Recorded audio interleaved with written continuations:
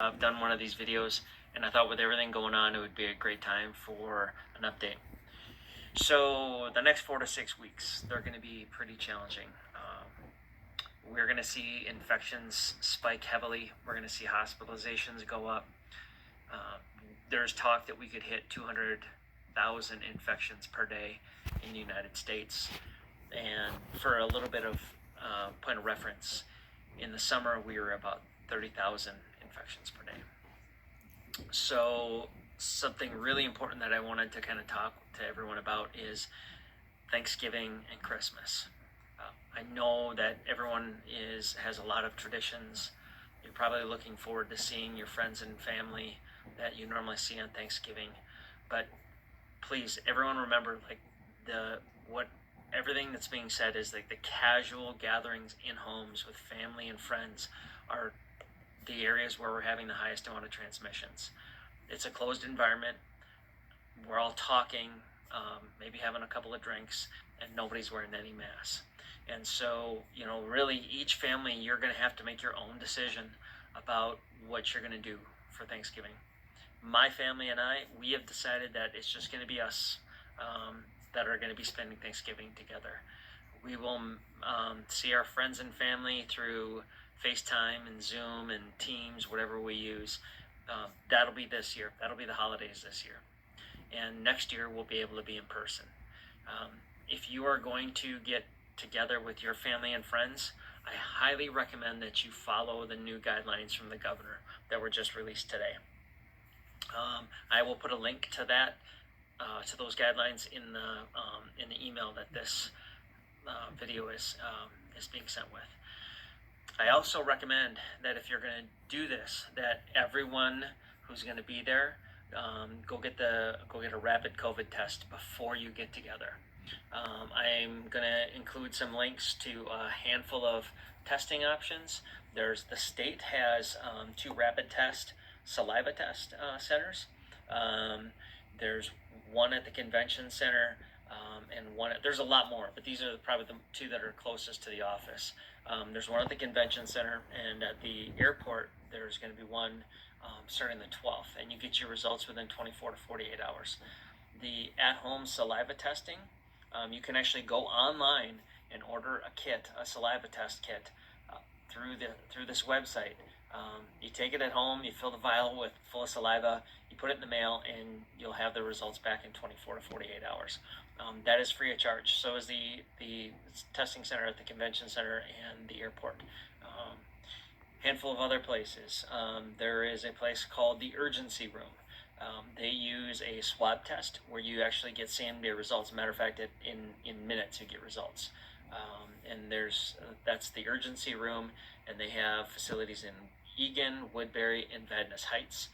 They have a same-day testing portal, and so they only schedule for that day, and they open up at midnight, so it's kind of a first come, first serve.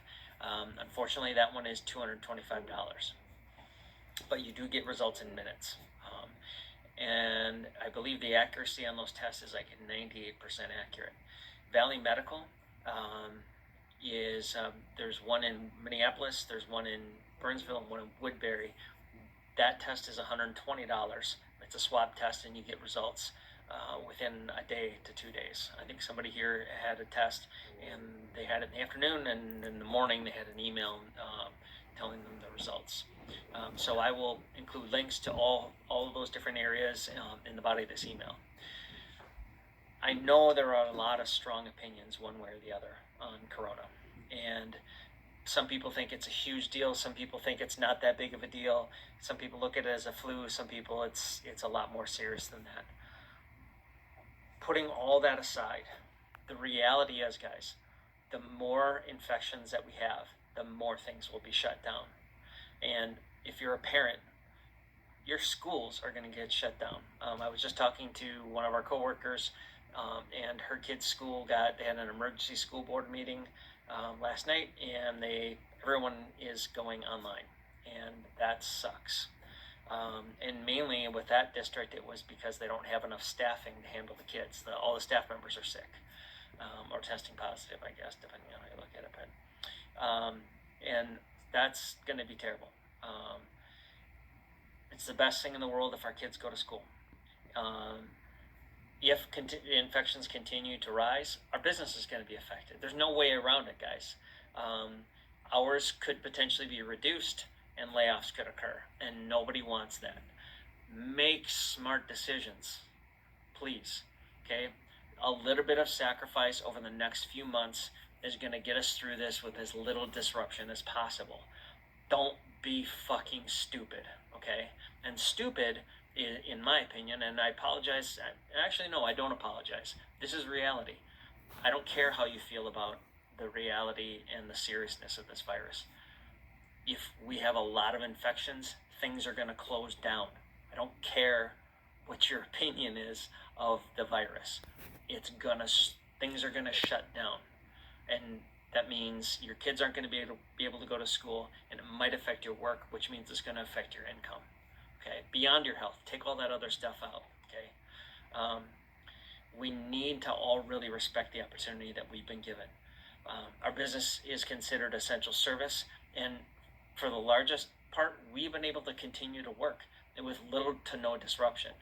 We need to respect that, and the way we respect that is don't be a fucking asshole and make stupid decisions that are going to lead to you being exposed and everyone around you being exposed, infections going up, schools shut down, and potentially business shuts down.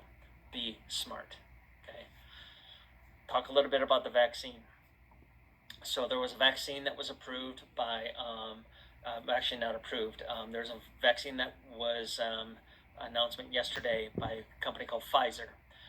And Pfizer, they had like 90% plus effectiveness of their vaccine in their third stage trials. So now what they're doing is they're sending this information to the FDA for emergency approval, and that, you know, hopefully, if everything goes well, in the next couple of weeks, they should receive emergency authorization by the FDA. Then they need to get distributed. Okay, they need to go into distribution. They've been manufacturing the virus, but there's vials and syringes and logistics, because this vaccine needs to be stored at like 70 degrees below zero, right? Pfizer is committed to 50 million doses by the end of the year, which, because it's a 2-dose vaccine, taking 28 days apart, 4 weeks apart, that's enough for 25 million people in the U.S. So by the end of the year, in the United States, potentially 25 million people could be immunized against corona. They're going to start with the elderly and people most at risk, healthcare workers, first responders. There is some talk that the vaccine could be widely available for anyone who wants it by as early as March or April next year. It's likely that we won't have full distribution and maximum protection until probably the summer. Reality is, if you take your vaccine in your first dose in April, then your second one would be in May, and then it would be, I think, about a week or two before you were completely immunized. So we have, call it November, December, January, February, March, April, and part of May. So we got like easily 6 more months of this. That's the best case scenario. More vaccines are receiving approvals. You're going to see some more stuff coming in the following weeks.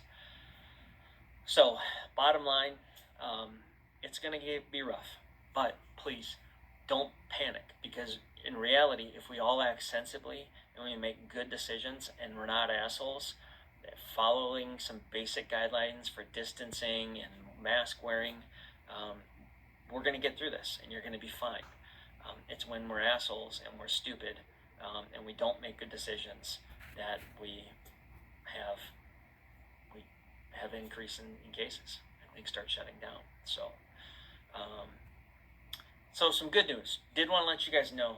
So like for the last 2 years, for 2018, 2019, the company did something called the 12 Days of Giving. And we gave away a brand new furnace to a family in need around the Twin Cities. And the first year was good. We made a lot of differences in people's lives. And the second year, I gotta be honest with you, I was disappointed, because I found out that we had some people who won furnaces that were professional contest winners. Apparently that's a thing. And so they weren't given to people of need. And that was disappointing. So We, along with the two companies who have partnered with us on the 12 Days of Giving the last 2 years, which Amana and Johnstone Supply, we are going to be donating $25,000 to the Ronald McDonald House. And there's, I believe, 3 Ronald McDonald houses in the Twin Cities. And if you're not aware of the Ronald McDonald House, you should. Make yourself aware, because there's some families who, my family experienced it a little bit. Our son had open heart surgery at the age of 1, and as a parent, you're in there for weeks with your child in the hospital, and it gives you a place to go to get a good meal, a place to relax, and get away from the hospital environment. And there are some families who have been there months and over a year, and so it's what the Ronald McDonald House does is amazing. So what we're going to do with this is we're going to provide all the meals for the Ronald McDonald houses in the Twin Cities for the entire month of December. And that's really huge because actually it's more than December. It's between Thanksgiving and Christmas. And that's really huge because usually the way the Ronald McDonald House works, they have different families and groups come in and prepare meals and serve them to the families who are staying at the Ronald McDonald House. But because of COVID, they can't. Families can't do that. It's all locked down. So the Ronald McDonald House staff was basically looking and saying, we're not going to have a holiday. They were going to have to spend Thanksgiving and Christmas cooking for the families that are staying at the Ronald McDonald House because people can't donate their time. So by doing what we're doing, where we're going to provide all these meals, those Ronald McDonald House families that, and the staff members get to have a break over the holidays. So something else that's good that's coming out of this is, as you guys all know, restaurants and bars are freaking hurting like crazy during COVID. And what we're doing is we're partnering with a number of family-owned local restaurants, and the restaurants are going to be able to provide wages for their staff to prepare these meals. They're basically going to do the meals at cost. We're going to pay them for the food and the time of their staff, and